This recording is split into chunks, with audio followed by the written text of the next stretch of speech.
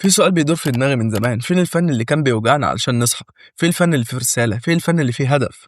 افتح التلفزيون دلوقتي مثلا، هتلاقي العيال كبرت للمرة 9000 في كل عيد، مدرسة المشاغبين، برامج مقالب ملهاش أي 30 لازمة، كوميديا رخيصة كلها بتضحك على الفاضي ومفيش أي استفادة. بس فين الفنان اللي كان بيضحكك وبعدها يخليك تفكر؟ فين الراجل اللي كان بيناشد قضية حقيقية مش مجرد هري وخلاص؟ كان في زمان واحد اسمه محمد صبحي، الراجل ده ما كانش بيعمل كوميديا عادية، كان بيستخدم الضحك كرصاص في وش الجهل. بس المشكلة إن الدنيا ما بقتش عايزة الفن ده، الدنيا عايزة تضحك وخلاص. وعشان كده محمد صبحي اختفى من التلفزيونات، اختفى من المسارح، شوف كل فين وفين على ما يظهر له عمل جديد. فالنهارده هنعرف ايه السبب الحقيقي. قبل ما نتكلم عن الظلم والتهميش اللي جه لمحمد صبحي، خلينا نعرف هو مين الأول. تبدأ القصة في القاهرة، بيتولد محمد صبحي سنة 1948، طفل رفيع بس عنده عينين فيها فضول العالم كله. كان بيقعد يتفرج على الناس في الشارع ويقعد يقلدهم، مش عشان يضحك عليهم ولا حاجة، لا، علشان يفهمهم. دخل معهد العالي للفنون المسرحية وتخرج الأول على دفعته، وتعين فعلا كمعيد في المعهد. بس ساب الشغل دون وقال جملة واحدة: أنا مش عايز أدرس تمثيل، أنا عايز أعيش التمثيل. من هنا بدأت الرحلة. في السبعينات المسرح المصري كان فيه عمالقة: عادل إمام، سعيد صالح، فؤاد المهندس، جورج سيدهم، سمير غانم وغيره كتير. وسط كل دول طلع شاب اسمه محمد صبحي، ما بيقولش إفيهات، ما بيجريش ورا الضحك الرخيص، لكن كل كلمة كان بيقولها كانت بتلسع في جسم الإنسان. أول مسرحية شافتها مصر ليه كانت مسرحية اسمها انتهى الدرس يا غبي سنة 1975. الناس ضحكت، لكن ضحكة غريبة، ضحكت فيها عمق كده، حاجة يعني ما شوفوهاش قبل كده. من ساعتها محمد صبحي قرر ان هو مش هيكون ممثل عادي، هيكون صانع فكر مسرحي. مش عايز يبقى ممثل عادي زي الباقيين، عايز يبقى قدوة للناس، عايز يبقى مؤثر فعلا. محمد صبحي أسس مدرسة جديدة في الفن، الكوميديا السوداء. يعني ايه كوميديا سوداء؟ يعني تضحك لكن الضحكة دي تخليك تفكر بعد العرض ما يخلص، يعني تضحك على نفسك وانت شايف عيوبك قدام عينيك. خلينا ناخد مثلا أمثلة. عندنا مثلا مسرحية تخاريف، واحدة من أعظم المسرحيات في تاريخ المسرح المصري. كل شخصية فيها بتمثل مرض من أمراض المجتمع: الطمع، السلطة، الخوف، النفاق.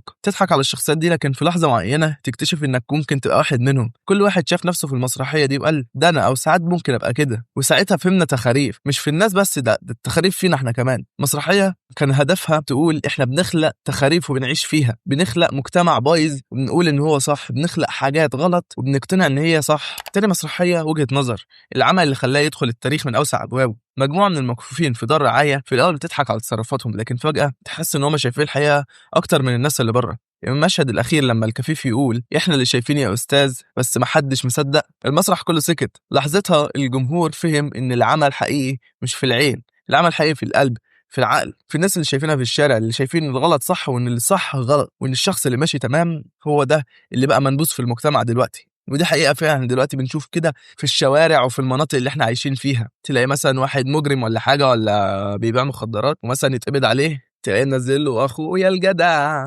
يا حبيبي جدع مين؟ اخوك دون كان بيموت بشر، كان بيموت بني ادمين. لا يا عم، ده اخويا الجدع.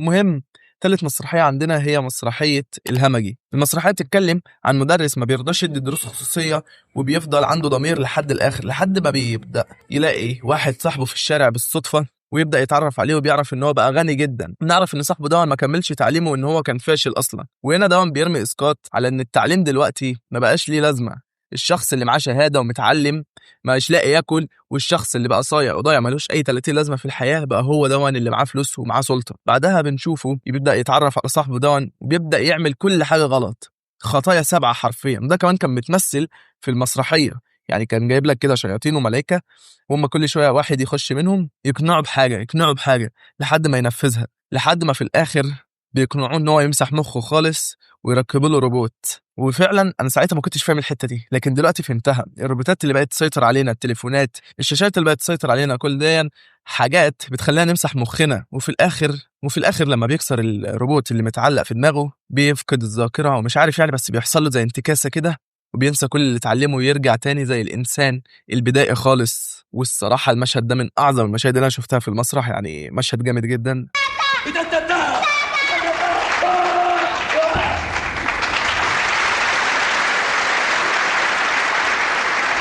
لا كمان مش بس كده، بدل ما كان في المسرح بيجي له ناس معينة، لا ده قرر ان هو يتجه للتلفزيون علشان هو اللي يدخل كل بيت مصري، مش عشان شهرته، لا، علشان يوصل فكرته لكل بيت مصري. واهم اعمال قدمها مثلا حاجات زي يوميات ونيس. يوميات ونيس دون كان مسلسل تربوي بحت، اسمك ايه؟ مارك. اسمك ايه؟ مارك. مارك. ازيك يا مارك؟ طيب انا اسمي جدرانيس. وقفة نصية زمان ادتنا ازاي نملك لسان موزون بيلاغي الصايع والضايع والجنتلمان. دون كان بيعلمك القيم المجتمعية اللي المفروض تبقى موجودة واللي للأسف انتهت. هعمل ايه؟ هنعمل ايه؟ هعمل طابور لعيالي عادي، هصحى الصبح كده اقول لهم ابنائي اعزائي فلذة اجبادي، عادي جدا. المهم يبقى كل حاجة ماشية بنظام. ونيس هنا ما كانش مجرد اب ولا شخصية محمد صبحي بيمثلها، لا ده محمد صبحي نفسه. ده كمان هيبان من محمد صبحي. يعني الراجل لما بيجي يتكلم في لقاء تلفزيوني ولا اي حاجه تلاقي الراجل مثقف جدا، مثقف زياده عن اللزوم. فاكر كمان لما ونيس رفض يدي رشوه عشان يخلص مصلحه لابنه، الناس ضحكت ساعتها، لكن في نفس الوقت حست بالخجل، لان كلنا عملنا كده، حتى انت عزيزي المتابع، كلنا ادينا لحد رشاوي علشان نخلص لنا حاجه. المسلسل استمر 20 سنه متواصله، وده شيء مستحيل يحصل في اي مسلسل في العالم، مش في مصر بس. المسلسل كان بيتذاع اكتر من اي مكان في العالم، بس فجاه اختفى، بيتذاع كل فين وفين. تاني حاجه، مسلسل عظيم جدا الصراحه اسمه فارس بلاد جواد. في 2002 محمد صبحي عمل خطير جدا، قرر ان هو يعمل مسلسل عن الصهيونيه اسمه فارس بلاد جواد. المسلسل ده ما كانش مجرد دراما، لا ده كان بيان سياسي فني، اتعرض في رمضان ومصر والعالم اتفرجوا عليه، لكن في جهات أجنبية خلي بالك اعترضت عليه بشدة. محمد صبحي قام ما وخافش وقال تصريح: أنا بعمل الفن نضيف، مش بدافع عن نفسي، بدافع عن الحقيقة. المسلسل نجح نجاح ضخم في مصر وفي الوطن العربي أظن برضه، لكن من وقتها بدأ الضغط يجي عليه، سواء من السياسة أو من الدولة أو حتى من الناس اللي في الشارع أو من العقول اللي بتتفرج عليه. ما بقاش في حد خلاص عايز يستنى يسمع نصيحة في آخر المسرحية أو ياخد فايدة، لا كله بقى عايز يضحك ويطلع وخلاص. بدأت العروض تقل، بدأ الإنتاج يبقى صعب، والأبواب بدأت تتقفل في وشه.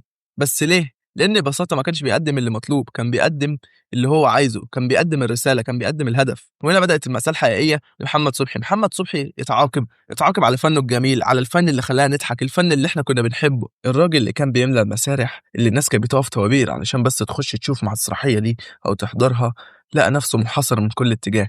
الإنتاج قل، الفرص اختفت، القنوات بقت مش عايزة الفن بتاعه، عايزة الفن اللي بيضحك وخلاص، من غير رسالة، من غير هدف، من غير أي جودة. وده بالظبط اللي محمد صبحي رفض إن هو يعمله. وفي وقت ما هو واقف بكرامته بيبص حواليه لقى إن الدنيا اتغيرت خلاص. محدش بقى عايز المسلسلات اللي فيها رسالة، المسلسلات اللي فيها هدف، المسلسلات اللي بتشجع الشباب، لا كله عايز يسمع كلمتين وخلاص ويخرج. بص دلوقتي حواليك كده في التلفزيون هتلاقي مثلا حاجات بتتعرض زي العيال كبرت، للمرة 9000، مدرسة المشاغبين، حياة كريمة، ولاد رزق، برامج مقالب ملهاش أي 30 لازمة. وأنا هنا مش بقول الأعمال دي وحشة، لا خالص، أنا هنا بقول إن برضو زي ما دي أعمال حلوة وأنتوا بتعرضوها للناس، ليه برضو ده ما بتعرضلوش حاجات؟ يعني الراجل برضو عامل حاجات جامدة جدا، ليه ما بتعرضلوش حاجات هو كمان؟ عارفين ليه؟ عشان دي كانت كوميديا رخيصة، إنما ده كان بيقدم رسالة وهدف. وبرضه مش بقول ان محمد صبحي ما كانش بيقدم غير رساله وهدف بس في كل حاجه كان بيعملها، لا برضه كان ليه حاجات كوميديه، بس بنسبه 94% 93% من اعماله كان فيها رساله وهدف وبتشجع الشباب. محمد صبحي اللي كان بيعمل حاجات جامده جدا زي تخاريف، وجهه نظر، الهمجي، علي بمظهر، انكل زيزو، كل الحاجات دي كانت بتتكلم عن الفساد، الظلم، النفاق، الجهل. مثلا عندك علي بيه مظهر بيتكلم عن شاب فقير جدا مش لاقي ياكل، لكن مقتنع ان هو غني وعنده ربع لسع في دماغه، فبيروح يورط نفسه مع ناس وبيبين نفسه ان هو غني وبيتكبر على الناس مع انه اصلا شحات، بيتكبر على الناس وبيتكبر على اصحابه، وبيروح يقعد مع ناس اغنياء جدا وبيلبسوه في الاخر وبيخش السجن. هنا بيفهمك ان انت يعتبر ما تبقاش زي ايه ما بيقولوا عندنا كده على قد لحافك مد رجليه، يعني ما تبقاش انت شحات ومعفن وتعمل لي فيها بيه وتتكبر على الناس اللي زيك اصلا، فاهم؟ نفس الفكره. وان التكبر ده في الاخر جه على دماغه. عندك مثلا حاجه زي انكل زيزو، ان انت لازم تبقى تفضل على طبيعتك، لا زي مثلا ما خد كده اللي هي الشوربه اللي عملتها له السحره دي او الست اللي جت تقعد معاهم دي، لما بقى قوي وبقى لعيب وكل حاجه، بس في الاخر لما قرر ان هو يبقى نفسه كسب في الاخر وبمجهوده، مش بمجهوده قوي يعني، بس برضه نفس الفكره ان انت تعتمد على نفسك وما تعتمدش على حاجه خارجيه. اشرب يا زيزو. لا يا خلاوي، بعد النهارده مفيش حاجه تعمل لي قيمه بين الناس غير ارادتي انا. البني ادم ربنا اداله العقل والاراده عشان يعمل بيهم المستحيل، اخترع طياره ويجيب الريح وصل القمر، وانا بارادتي هغلب الدرفيل واخليه صار. وده بالظبط اللي هو يعني كان عايز يعمله، كان عايز يشجع الشباب. وفي وسط كل اللي حصل له والهجوم اللي عليه، محمد سعد ما وقفش، لا ده كمان خلى سعر التذكره سعر رمزي جدا، وقال انا عايز الفقير يضحك زي الغني، لاني اما انا كنت صغير ما كانش يبقى معايا تذكره المسرح، عشان كده يعتبر كان عامله بمبلغ رخيص جدا، لدرجه ان الناس ساعتها بقت تقول له هو اتجنن ولا ايه؟ الراجل ده كان بيصرف من جيبه علشان المسرح ده يعيش، مش العكس، ودي حاجة محدش عملها من قبله ولا من بعده. كل ده كان ليه تمن. مع الوقت الدنيا اتغيرت، الضحك بقى سهل، الفكرة بقت قليلة، ما بقاش في حاجة ليها هدف زي زمان. والممثل اللي كان بيتكلم بصدق وبيتكلم وبيناشد وبيهاجم ناس تقال جدا في البلد بقى تقيل على الناس خلاص. محمد صبحي شاف الفن بيتحول من رسالة لترند، شاف الناس بتضحك على الفاضي، وقال في أكتر من لقاء ما بقتش ألاقي الجمهور اللي عايز يفكر ويتفرج. قالها بحسرة، مش بكبر ولا حاجة، قالها بحسرة. فنان شاف حلمه بيتباع برخيص جدا بسبب عقول الناس اللي بتتفرج. محمد صبحي دايما شايف إن الممثل مش بس بيقلد الحياة، هو بيغيرها. بيقولك الممثل الحقيقي بيخلي الجمهور يضحك وبعدين يخليه يسأل نفسه أنا بعمل كده ليه. ما كانش بيحب المبالغة زي أغلب الناس، يعني كان بيحبها شوية، يعني برضه مسرحياته تتحس كان إن هو عنده مرض فرط الحركة. المهم يعني الراجل ده كان مؤمن إن الضحك أعمق طريقة لتوصيل الحقيقة، لأن لما تضحك وتفتح قلبك اللي أنت بتتفرج عليه ساعتها بس الفكرة هتخش جواك. بعيد عن المسرح، بعيد عن أي حاجة، محمد صبحي إنسان بسيط جدا، عايش حياة هادية، بعيد عن الأضواء، بعيد عن كل حاجة. فضل مخلص لمراته نيفين الطويل طول حياته، ولما توفت قال عنها جملة واحدة بس: هي كانت جمهور حياتي الحقيقي. الكلمة دي كفاية تفهمك إن الراجل ده ما بيكدبش وصادق فعلا في مشاعره، سواء في الحب أو في الفن اللي بيقدمه. النهارده في السبعينات من عمره لسه بيتكلم بنفس الحماس، بيعمل ورش لتعليم التمثيل الحقيقي، وبيحلم يرجع للمسرح هيبته تاني. بيقول دايما الفن مش ترفيه، الفن تعليم. الممثل الحقيقي لازم يبقى عنده موقف، مش بس جمهور. زي ما قلت لكم في الاول ان هو قرر ان هو يبقى مؤثر، مش مجرد ممثل تخش تدفع تذكرة عشان تشوفه بيترقص شوية على المسرح وخلاص. لا، لازم يأثر في الجمهور. مثلا دلوقتي بنشوف مؤثرين كتير جدا زي مثلا يوتيوبرز، مثلا ممثلين، للأسف دول في منهم ما بيبقاش قدوة كويسة للناس. يعني مثلا واحد بيشتم في فيديوهاته، نفس الفكرة ده ممكن حد أطفال يتفرجوا عليه ولا حاجة ياخدوه قدوة، بيبقى مؤثر عليهم. نفس الحكاية كده. المهم يعني محمد صبحي ما كانش مجرد فنان، ده الضمير على هيئة ممثل. ضحكنا بس عمره ما ضحك علينا، وجعنا لكن وجعنا علشان نصحى. قدم فن فيه فكر وفيه روح. الناس ممكن تكون نسيته شوية، لكن أي مشهد يضحكك أو يفكرك في نفس اللحظة أكيد في بصمة من بصماته. في النهاية محمد صبحي اتظلم مش من الجمهور، الجمهور كان بيحبه. اتظلم من صناعة الفن نفسها، من القنوات اللي عايزة نسبة مشاهدات عالية، من الجمهور. احنا دلوقتي بنتفرج على العيال كبرت، مدرسة المشاغبين، رامز وغيرها كتير حاجات هايفة. وانا هنا برضو مش بقول ان الحاجات دي انا وحشة، لا، انا بقول ان الحاجات دي جامدة جدا.